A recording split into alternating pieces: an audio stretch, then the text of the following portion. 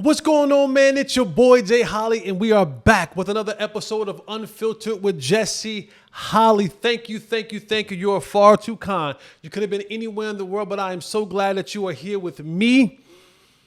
Episode 104. You guys know what you got to do. Like, subscribe, hit the notification button, tell a friend to tell a friend that we are live. We're on YouTube, Spotify, Apple, wherever you get your podcast from, wherever you listen to your podcast, wherever you watch your podcast from, on like I said, on YouTube, on Spotify, on Apple.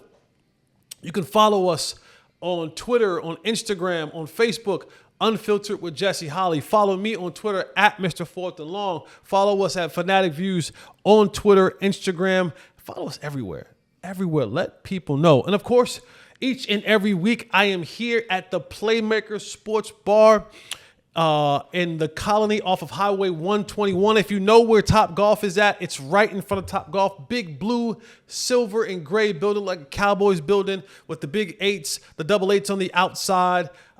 This is where I record from. I'm sitting in the Playmaker's office itself.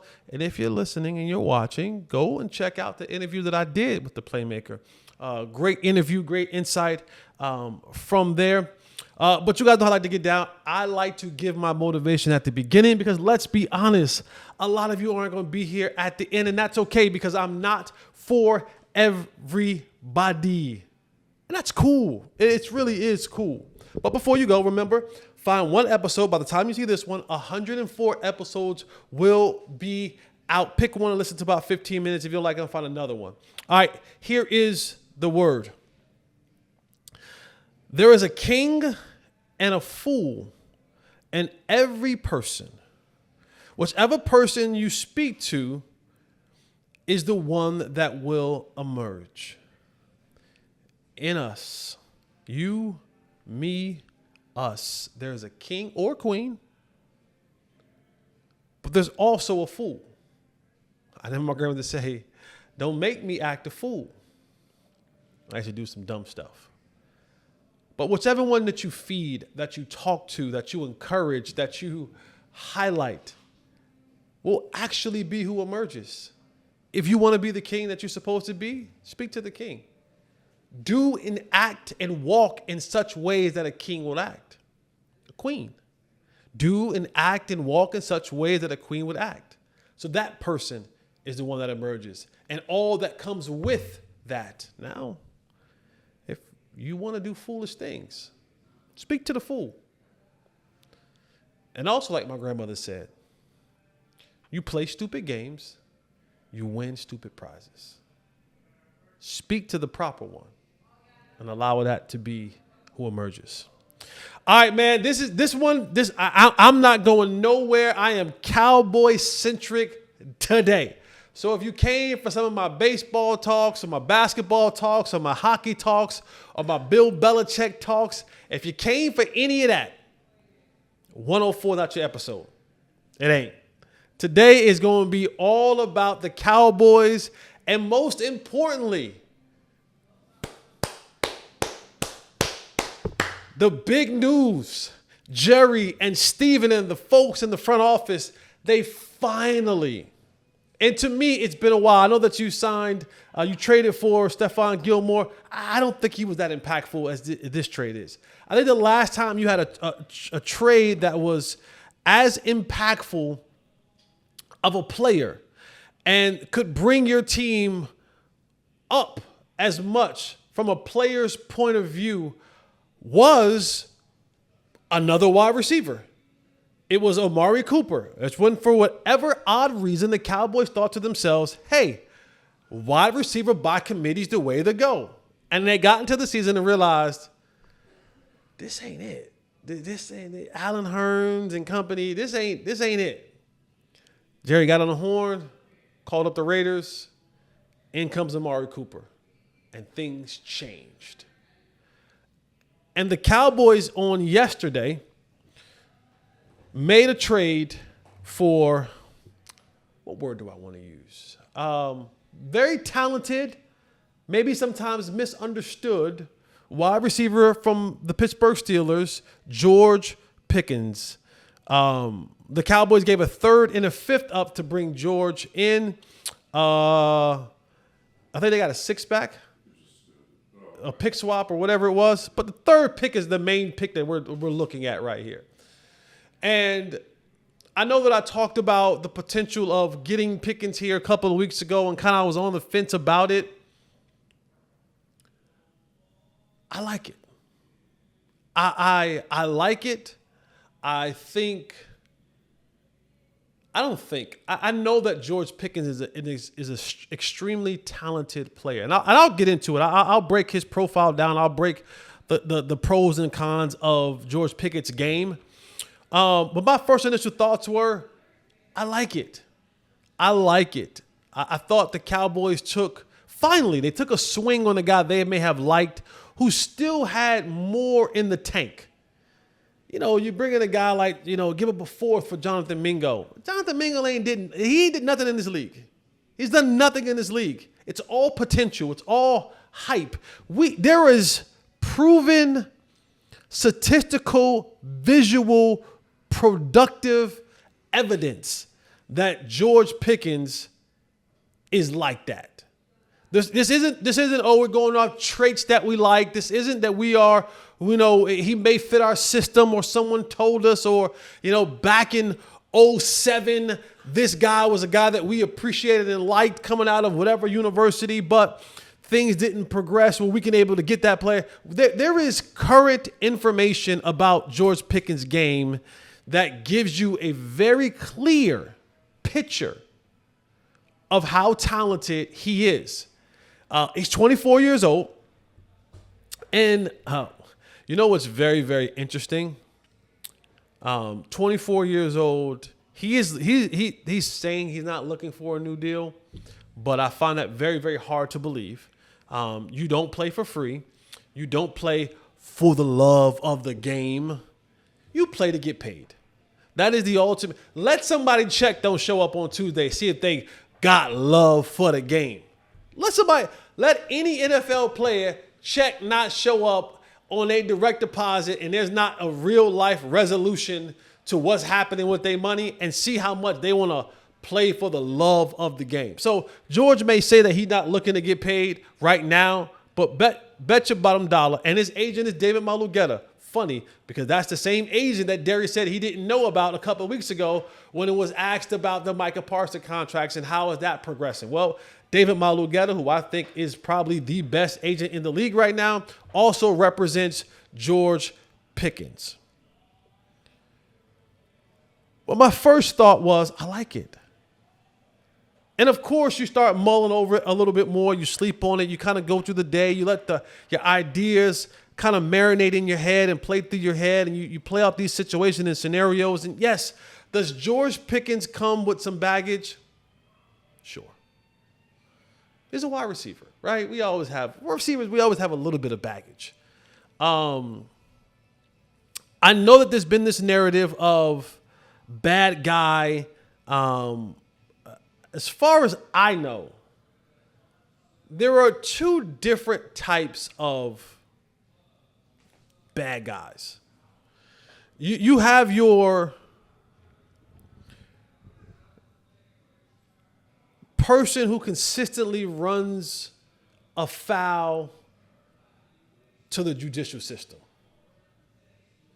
whether that be drugs and alcohol, whether that be some sort of assault type, whether that be some sort of domestic situation. There's a bad guy who runs afoul to the law.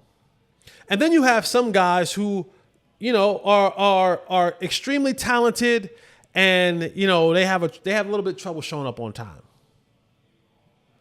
They're not going to be your bright and shining star pupils. They're not going to sit in the front of the room. They're not going to have, a notebook full of notes. They're not going to have that, right? They may show up to the plane late, the bus, hotel curfew is 11. They may take the fine, come through at 11:30, 12:30. But they get on the field and they ball.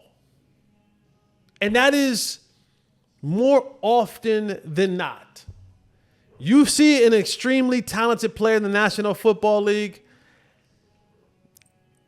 8 times out of 10, he's coming with some sort of baggage. And teams acquiesce to it. They sometimes turn a blind eye to it.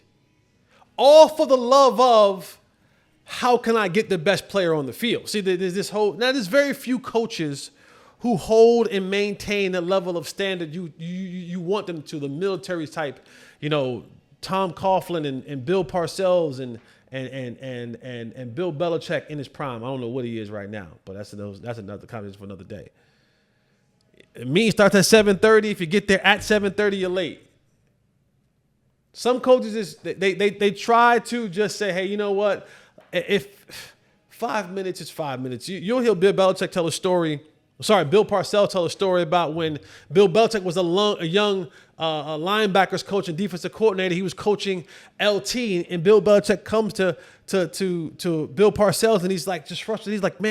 He's like, man, what do I have to do to get LT on time? LT's always showing up to the meeting late, always showing up late, man. I'm trying to run these meetings, and he's always showing up late.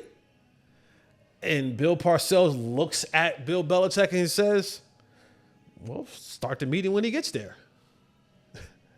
Now, you have to be the greatest linebacker to ever play the game of football to have that level of privilege. Jimmy Johnson once said a long time ago, he said, everyone gets treated fairly, but not everyone gets treated the same, right? They had a rule during the Super Bowl about curfew. And I think it was Eric Williams, who was the starting lineman, went missing during the Super Bowl and missed curfew. And everybody, they're in a meeting and everybody's looking around and they don't see Eric. And everybody knows that if you miss this meeting and this time, this curfew, is that you won't play in the game. You'll be benched. Well, Jimmy said, we'll bench him next year. We ain't benching him in the Super Bowl, I'll tell you that much. So everybody gets treated fairly, but everyone gets treated the same. Now, that all depends upon your talent level. I've been around some players in a lot of different stops in Dallas and Cincinnati, where the best players get shown preferential treatment. But you damn sure better ball. So I hear these things about George Pickens. And so, yes, you have to talk about him. You have to consider him because that's a part of who he is. That's a part of his story. That's a part of the makeup of George Pickens. While you get all the highlight plays and this ability to the high wire catches and I'm always open, you do get some of the other stuff. But initially I thought, man, way to go, Cowboys. Way to go. Way to go. It was finally a move that was made that just wasn't an added body, but elevated your team to a level of a notch. You went from being not so competitive to, hold on now, this changes things. I think I said a couple of weeks ago, I was talking to Nate Newton, who was talking to Michael Irvin, and he said that when you're drafting somebody, draft somebody that gives you hope. You don't want to look at a guy and they think you just hear, but you don't give me hope. I think this is a move that gives fans hope that George Pickens and CeeDee Lamb and Dak Prescott can come together and do something special. The talent is there. No doubt in my mind. No doubt about it. No doubt in my mind. The talent of George Pickens is there. But I would be remiss if I didn't look at this total picture. I can look at it one side and it's like, oh, he's here telling us, let's ball. But something happened. Something happened in Pittsburgh. Mike Tomlin has been known to be at least the crazy wide receiver whisperer. I mean, he's had him. Juju was a mess, and Deontay Johnson and Of course, Antonio Brown, George Pickens. I mean, there Mike Wallace. I mean, he's dealt with some. Was he the coach of Plaxico Burrs? I think it was still Bill Cowher. But Mike T he's been the crazy wide receiver whisperer. Now I don't know what happened, but something had to happen. You don't get rid of a talented kid, and George Pickens is extremely talented. For example, since 2023, with a minimum of 120 receptions, George Pickens has a 16.7 average per catch. That is huge. You don't trade a guy if there's nothing under the rug. Not that talented, not in his prime. 24 years old. There's something there. And the going price for an aerial attack in the National Football League, you need 2 pass catchers. And you just traded for DK Metcalf.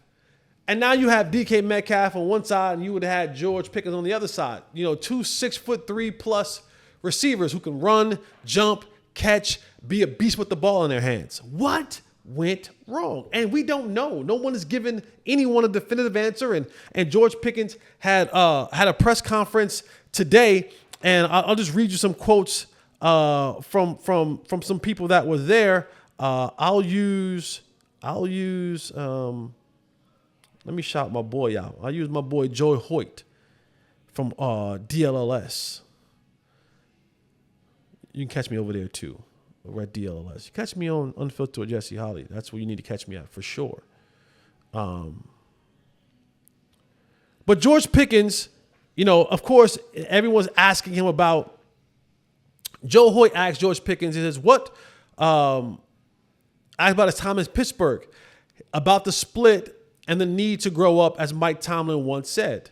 Pickens elected to focus on his present in Dallas instead. George Pickens said, and I quote, "I'm where my feet are." Another quote that Joe wrote about, he said that George Pickens says, "I can't really change anyone's opinions. I can just continue to grow.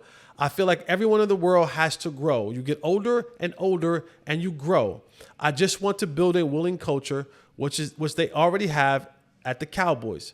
I'm just glad to be joining." So clearly George Pickens knows and understands and hears the narrative about who he is and what he is. Shout out to David Malughetto, who I am sure David Malughetto, when this thing happened. Oh, by the way, George Pickens also said that he found out he was traded like everybody else found out he was traded. But I'm sure in the last 48 hours that David Malughetto has gotten with George Pickens and said, listen, here are the questions that are going to come your way. They're going to want to ask about the nonsense that happened in Pittsburgh. Here's how you answer it. Going to the Cowboys, it's going to be A-block information if you say something that doesn't fit the narrative of you not being crazy or a wild child or rebellious, or pick the word, noun, verb, adjective that you'd like to use to describe what happened in Pittsburgh with George Pickens.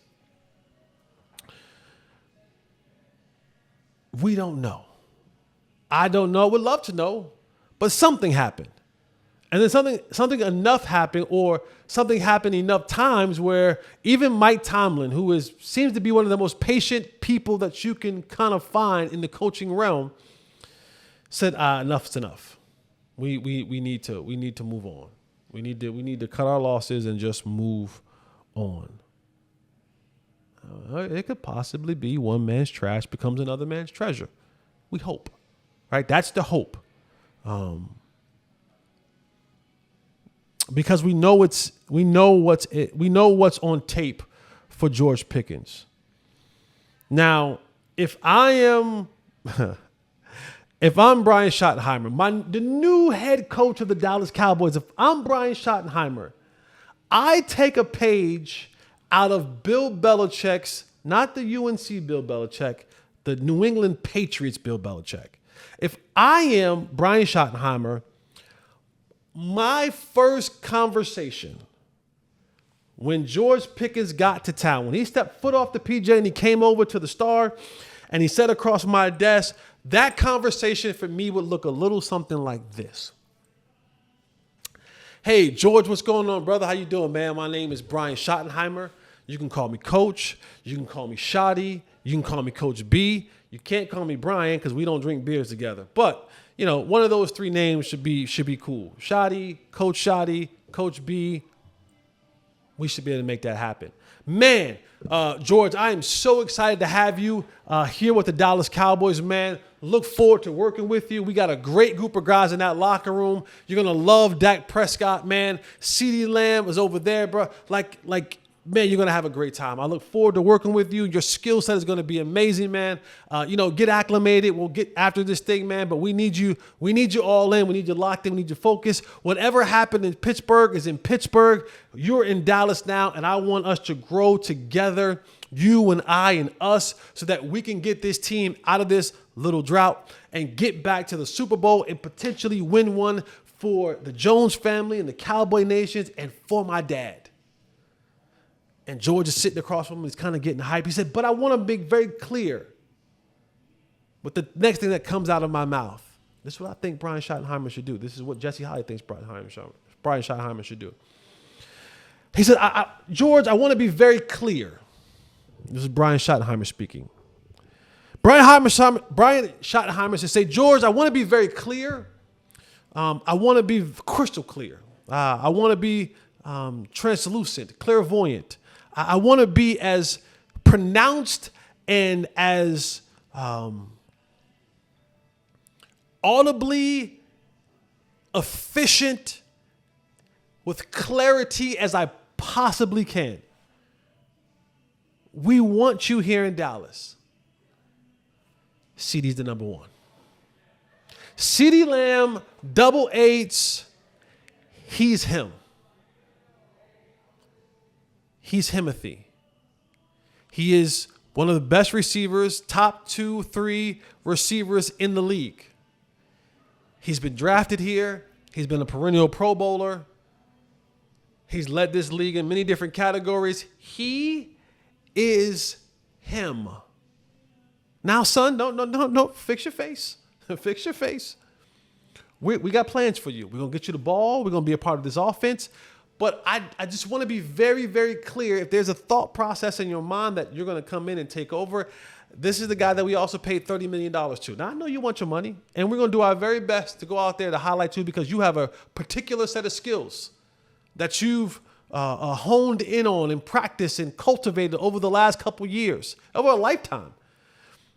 And they can be very valuable to us, but I don't want to leave any stone unturned.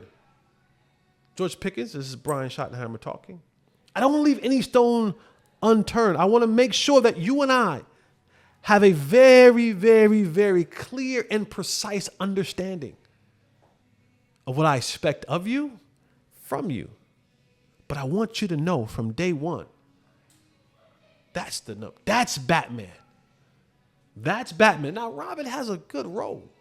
There are times where Robin has to come in and save Batman because, gee Willie, he done got himself involved in some junk. Be ready, son. Be ready. You're going to get a chance. But I just want to make it very, very, very clear. He's one. Now, you can fit wherever you want to fit in that category underneath that. That's my guy. That's our guy. As he go, we go. And so I don't want to see during the season you're pouting and you're mad. We're going to get you the ball. But if CeeDee gets the ball 7, 8, 9, 10 times, it's the reason why. There's a reason why he's a $30 million a year player. There's a reason why he's a perennial Pro Bowl. There's a reason why he is who he is. Himothy. Him. Hey, man. I look forward to working with you. That's to me should be the conversation that Brian Schottenheimer has with George Pickens. Just leave no doubt Because where you get in trouble at with the guy like George Pickens is when you leave room for ambiguity, when you leave room for him to fill in the gaps, when you leave a little bit of room for a player with an immense amount of confidence. I don't think George Pickens lacks any confidence. He thinks he's always open. Give me the damn ball. Let's hoop. Let's do whatever it is. I do not think that George Pickens lacks any confidence at all. And in his mind, he feels like he can probably do any and everything that CeeDee Lamb does and probably even do it better. That's what he thinks. And I'm okay with that confidence because you need it. You got to be borderline arrogant to be in this league. You have to have a supreme belief that you are him. I get it. I don't want to take that from him, but I want Shotty to understand you can't leave any room for misunderstanding. See, if you lay the foundation down on day 1, on day 100, it's still standing firm. Because it was a clear conversation, man to man, mano y mano, let your nuts hang. This is what we are doing. Make no mistake about it. But if I let you believe and I let you continue to carry on the thoughts of you're him, then that comes with a different level of attitude and actions that you will walk with. And I just want to be very clear that when I go to, because you on the sideline bugging, I'm going to say, remember that conversation that we had? It's the first or second week of May, and we traded for you, and you came into my office. I told you that dude that wore double eights is him. Yeah, I know he had 15 targets last game. Yeah, he caught 12 of them. $175, 2 touchdowns, and we won. Got to nip it in the bud. He is too strong of a voice not to. But Shadi, this is going to be, and what's even more important is, see, today in May, first, second week of May, everything is cool. Everybody's excited. Everybody's happy. Shadi's happy, and Dak's happy, and CeeDee's happy, and the Joneses are happy, and George is happy, and everybody is ecstatic. There is no animosity right now. There is no conflict right now. There is no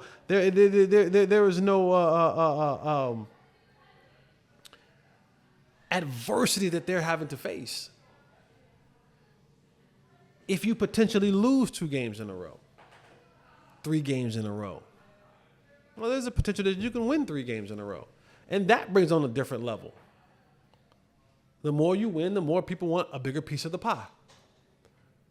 One of the biggest jobs of a head coach is just talent management.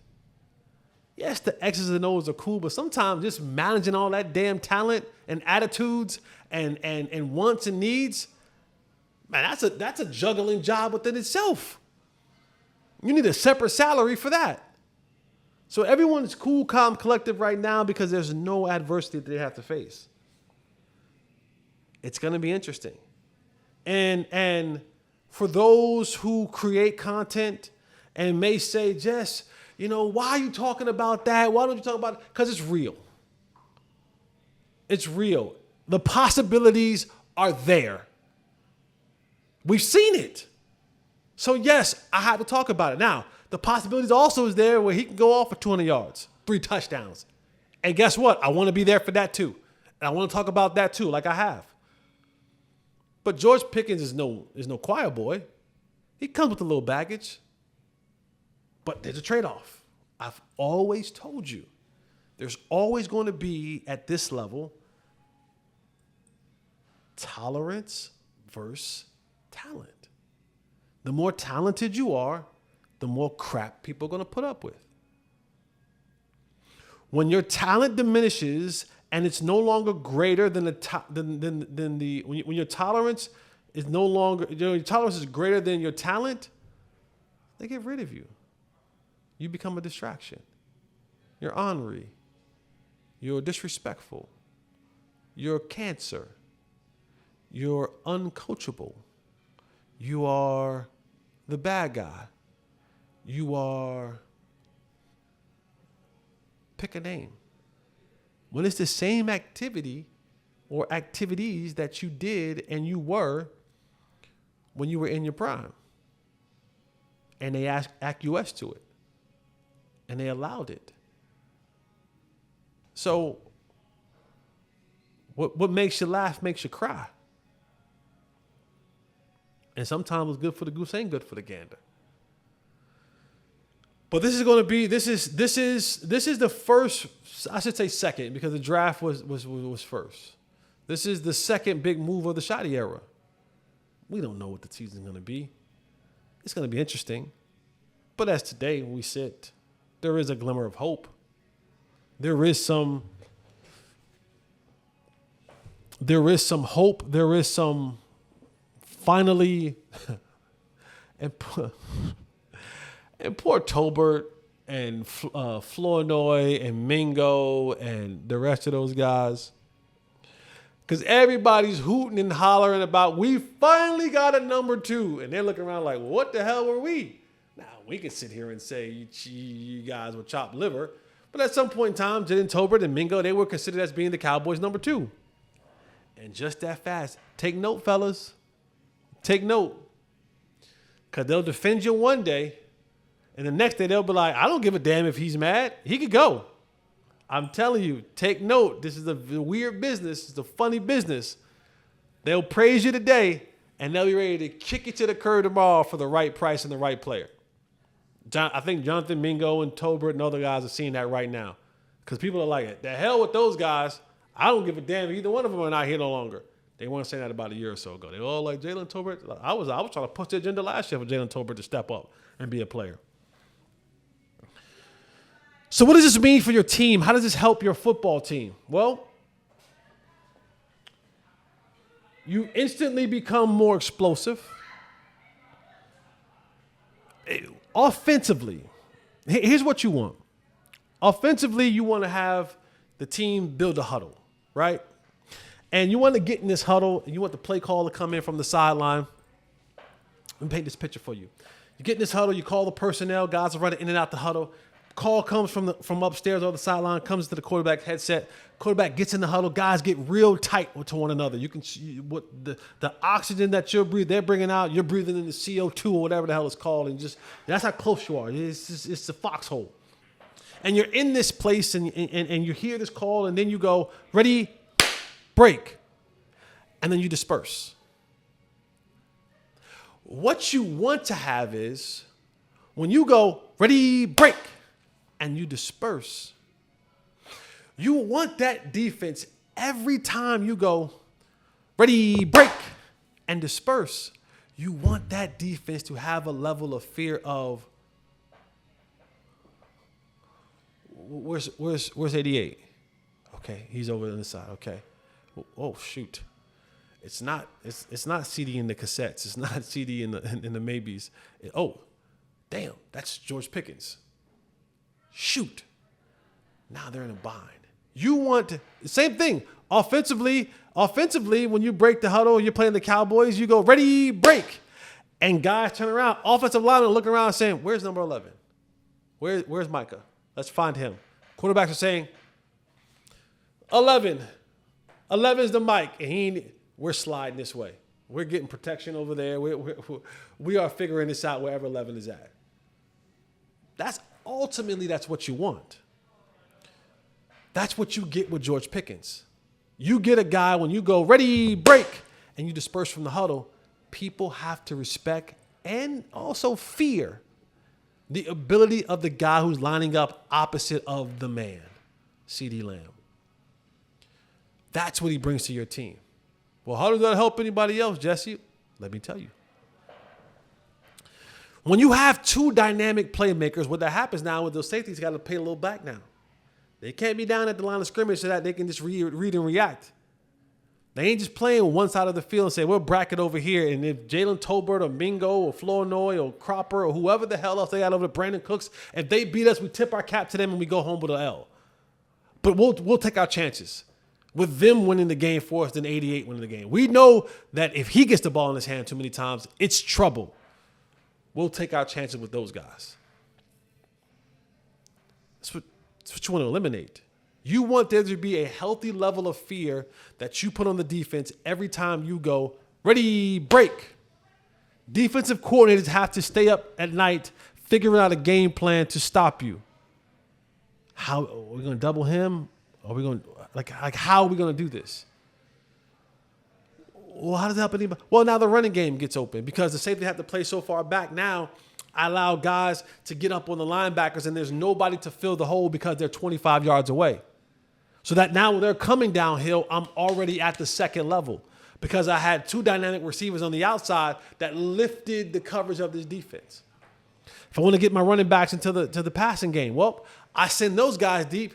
The safeties have to go deeper than the deepest man. What does that mean? We call it take the top off the defense. Make those safeties get the hell out of their back pedal, get their eyes off the quarterback, and go that way.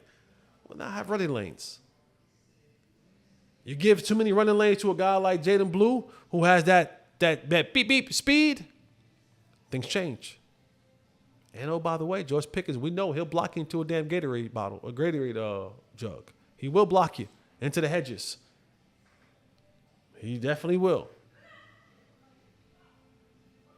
Well, how does it help Jesse? Well, hey, man, look, who knows? Jake Ferguson needs a bounce back year, coming off the knee injury and the concussion. And man, boy, he loves that seam route. And the throw that Dak Prescott loves the most is the seam route. He's a seam guy. Well, how do those guys help? Well, guess what? When those guys are doing things on the outside, again, the safeties have to spread out and occupy those guys. Now I got Jake Ferguson and others freely work in the middle of the field without the disturbance of safeties being near them. I got to connect on that. So just simply adding a player like that gives you a completely different dynamic on how your offense is run. Completely. Play action works better because guys are getting the hell out of that box.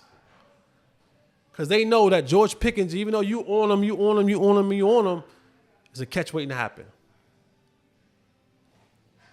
It changes your football team.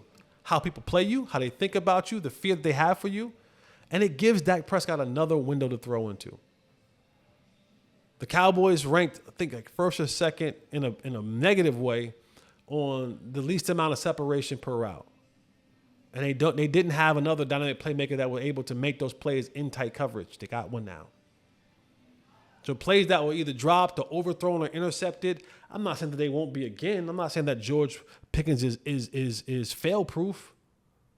But the percentage of it going to Flournoy or Tolbert or Mingo or Cropper or Holden or whoever, I like his percentage more than I like theirs.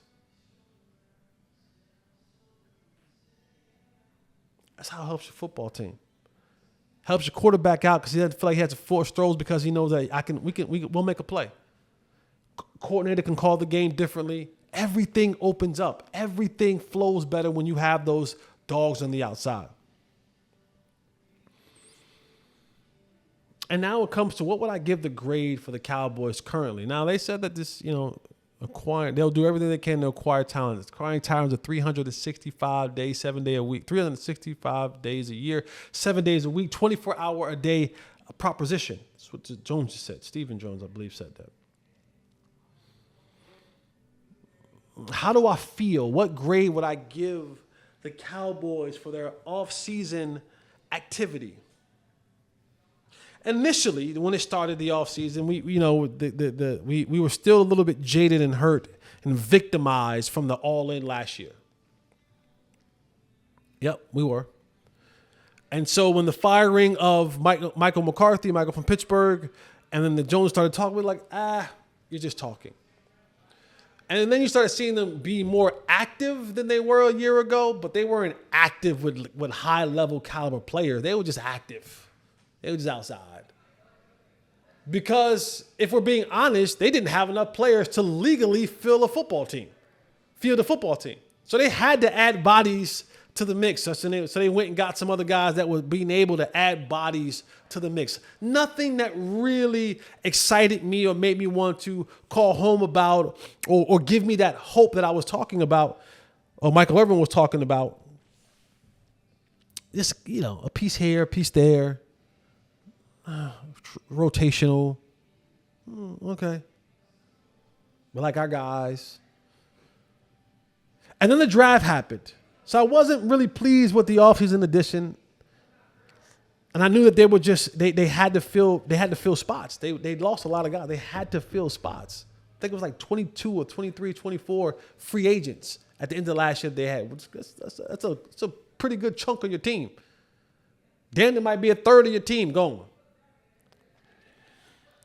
So then they get to the draft, and I had who I wanted, like everyone else. Everyone else, you watch the tape and you begin to fall in love with players and how they fit and all that kind of. Everybody has their guesses and all that kind of stuff. And then I like Emeka Ibuka. That's fine. Other people like other players. And then they proceeded to go through their draft and get Tyler Booker and get D-Easy and get Ravel and others and Jalen Blue. And there you go.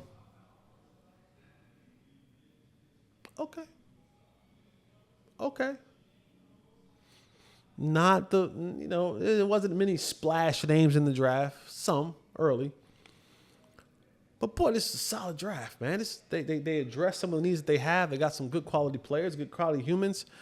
And you thought to yourself, okay, all right, not bad. Offseason was a little bit dull, but they were active. The draft was really good. Don't know if guard at 12 was the sexiest pick, but that's okay.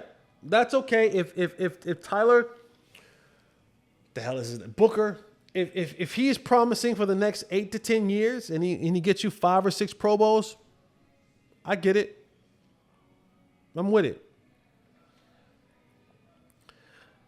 And at that time, I was like, I'm like a C plus grade after the draft, after the. I said C plus-ish, C. And they made the definitive statement that they weren't done. I thought, I'll raise my hand. I thought it was some bull. I thought it was just like them talking again. And we may give you a player, but it's going to be one of those here, man, damn, shut up. We hear y'all talking all off season. We need. And they just give you one of them here, man, damn picks. They good for that. But they saw an opportunity to acquire a really good player, and they did. And that too should be applauded for the Joneses, whether it's Steven or Jerry or whoever the hell it is. It should be applauded. They did it good. Good boy. They did a good job. They went and got better. That's what you want in the offseason. You want to get better. You don't want to stay the same. You want to get better. And they took those steps, even if the steps weren't steps that I necessarily agreed with, but there were steps nonetheless that got them to a place where I'm like, you know what? I'm at a B now. B minus, whatever I said. B, I think I said it earlier. B or B minus. Now, does this move for George Pickens put the Cowboys in Super Bowl contention? No. I don't know if this moves put them in winning the NFC East championship contention. It makes them better. It gives them a chance. And honestly, you can leave with the pretty lady, but it makes it more difficult to leave with the pretty lady if you're not invited to the party. Getting in the party is the battle. Leaving with the pretty lady is the reward. But you got to get in the club first. You got to get in the club first. You got to find a way to get in VIP. That's where they at. Yeah, that's where they at. They VIP. So the Cowboys making moves like this gives them an opportunity to get in the club, to be in the conversation. And football is a funny lady. A lot of things can happen. The ball can bounce your way. I'm not looking for some, as my high school coach used to say, some effing magic. I'm not looking for that. But I'm also saying that I've been around long enough and I've seen long enough that things happen that you don't expect. No one expected Dak Prescott to take off running and he pulled his hamstring from the bone. So that thing that can happen, Washington could fall off. I'm not wishing, knock on wood, injury on Jaden Daniels or Jalen Hurts or who's the quarterback in New York? Russell Wilson or I do want to see Jameis play. So that means Russ getting. I don't want anyone to get hurt. Just Russ play basketball. We can get Jameis in there. That's going to be comedy. But you never know what can happen. The way injuries hit the team last year can hit another team. And you can find yourself in a position. But you got to get in the club if you're going to leave with the pretty lady.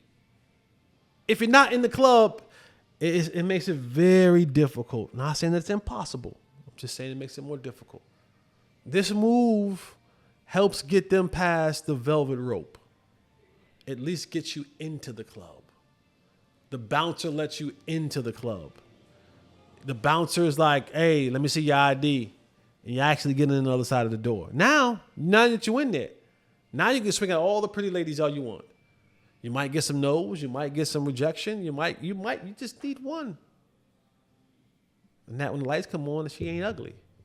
That's what the Cowboys need to do. Add pieces, add talent, and get into the club. Once you're in the club, anything can happen. But if you don't acquire the proper talent in this league, you won't even be in the general admission line. The Cowboys, with this one, they inside the club. They inside the club with this one. Now, if there's more that can come, Breece Hall trade for running back or Nick Chubb or, you're going to get another wide receiver. I know that Gabe Davis was a guy who just got released from the Jacksonville Jaguars. This puts you in a much better position. And also, I'm going to say about this. Tolbert and Flournoy and Mingo and all you other guys. The numbers got a little bit smaller. I don't know if they're going to keep 5 receivers or not. The comfortability that y'all had in the past, you don't have anymore. Not saying that you guys were comfortable or were winning, but you better show up. You better show up. Yeah, man. I think this trade will help the Cowboys. And ultimately, we won't have the answer. We won't have the answer whether this was a good trade or not until until late January or February. I'm hoping February. Because we don't know. George Pickens may be a model citizen. He may be NFL young boy. He may be a menace to society. He may be a choir boy. I know that I heard this earlier from the Cowboys. I was over there at the start of the day, and had one of the people that there said that the shiesty mask, the Cowboys had a shiesty mask on the website. All NFL teams have them. Sold out. All of the shiesty masks sold out. They're gone. Y'all some savages.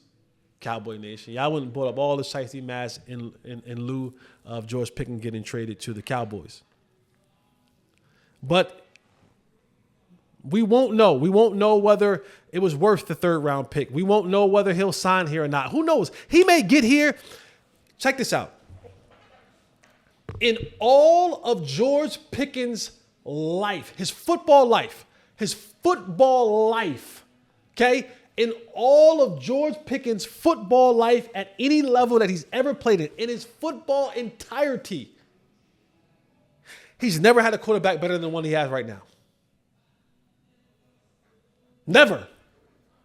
Not in Pittsburgh, not in Georgia. I don't know where the hell he went to high school at, but I'm pretty sure wasn't better. Unless he went to high school in Patrick Mahomes. But and so I'm willing to guarantee that in George Pickens, Hoover, Alabama, it's cool. Don't know who the quarterback was, but it doesn't matter. Wasn't not better than Dak Prescott. I'm willing to bet in George Pickens' football life, history, existence. He did not have a receiver opposite of him the caliber of CeeDee Lamb. So what does that mean? For once, he gets a chance to play with a good quarterback and a receiver that's actually better than him. He may like it here. He may get here and be like, holy smokes. This is what it feels like to not be having to catch passes from Kenny Two Gloves, from Justin Fields, from Russell Wilson. I like it here. What can you guys give me? Possibility. He may get here and suck. He may get here and stink out the gooch. Terrible. Not a fit. Cancer. Possible. He may get here and be all world. 1,900 yards. Possible. He may get here and punch Dak Prescott in the face on Monday Night Football. Possible. We won't know. We won't know until the end of the season whether this was a success or not. On the front end, I equate off-season player acquisition as, did this player make your football team significantly better? If the answer is yes, it's a win for me. It's a win for me. We can deal with it to a certain degree. We can deal with the nonsense to a certain degree. But for me, I'll speak for me. One of the things that I appreciated about from any coach, from any person in general, not just football, but in general, people that are honest with me on the front end, I don't care how brutally honest it is. If you're honest with me on the front end, I will respect you and honor you in such a way and hold you in such high regard. Tell me the truth. On the front end. Don't sugarcoat this for me. Don't like, you know what, man, we really appreciate the effort that you put in. Like, man, tell me from the front. Listen, here's the deal.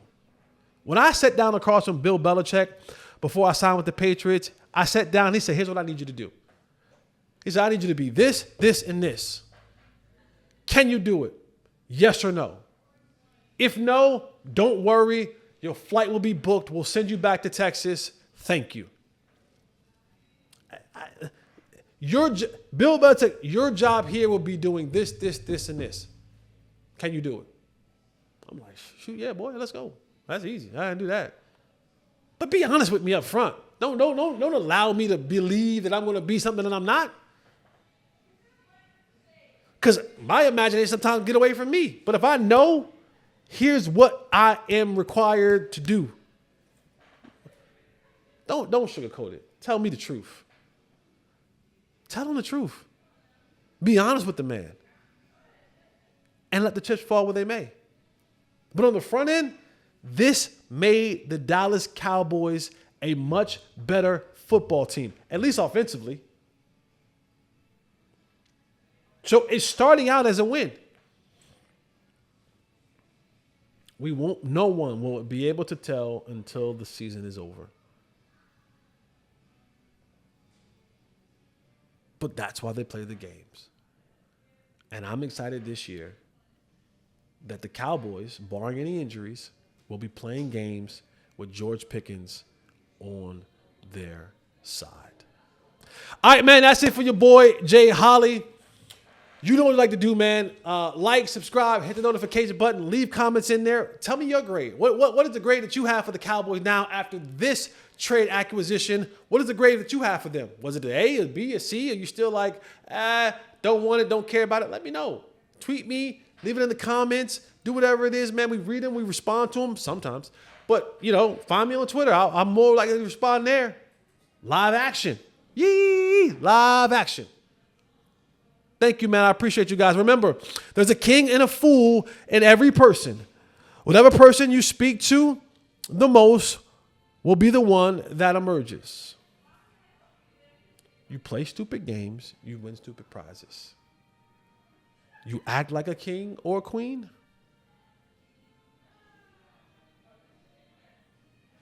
Whatever you like will come your way. All right, man. I'm your boy, Jay Holley, man. Remember, eliminate the contingencies. I'm out.